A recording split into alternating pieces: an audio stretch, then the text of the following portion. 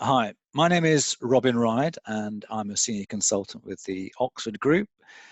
I also have a particular interest and expertise in the area of leadership. I've written a number of books around leadership, particularly relating to leadership in changing times. And also I've been a former CEO. And what I want to do is really to take the opportunity to share with you some of my thoughts about how we might think about the leadership challenges that we face in these particular circumstances now. I want to borrow from the work of somebody called Ronald Heifetz, who is a professor at Harvard Business School, who developed a framework called adaptive leadership, which was a way of thinking about how organizations might need to adapt to volatile and uncertain circumstances. I want to offer three questions in particular to help you think about this. And these are deliberately provocative questions. They're meant to be hard to answer. And so it might be that you mull these around in your head and think about how they apply to the organization. And hopefully some helpful thoughts will come out of the other side of this. So the first question is this: what are the realities that you are not facing? When we think about the pandemic and its spread over to the West, I'm reminded of the US president suggesting that the pandemic in America at least would be over in a week, which it clearly wasn't. In the UK, we had the UK Prime Minister talking about shaking hands in hospitals with people in the early days of the pandemic.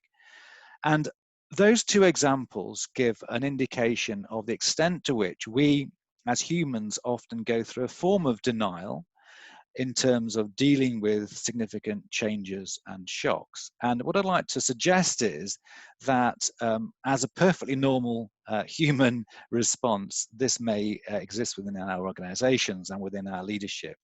And so, for example, what are the realities we might need to face about the lockdown, about how the lockdown will be lifted and when it will be lifted? We obviously want it to be soon and it to be full, but actually maybe there's some realities in there that we need to think harder about.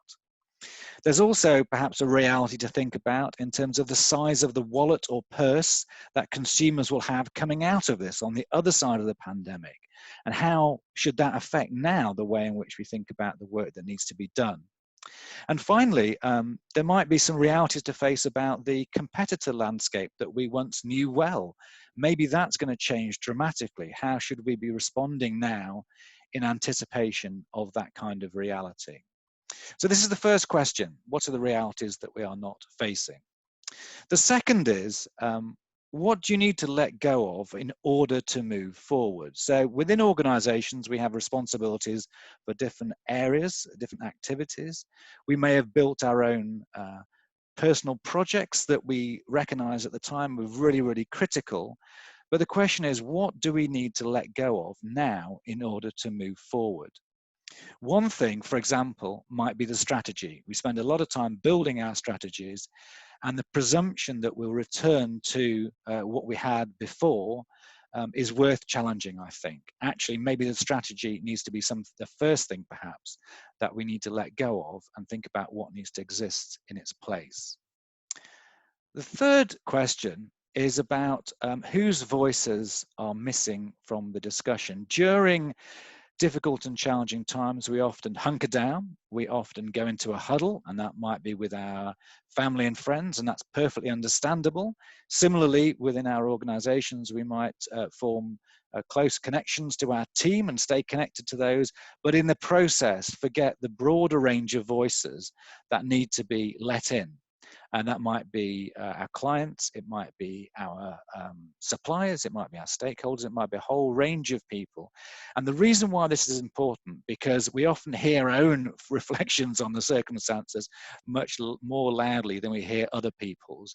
And they may be holding the gold or the information or the data that will help us move forward so much more successfully from this. So I wanted to share these three questions with you. I recognize they're quite tough to think about, but actually the more that we work through them, the more that it offers the prospect of some great possibilities moving forward. I hope this has been stimulating, and let's continue the conversation.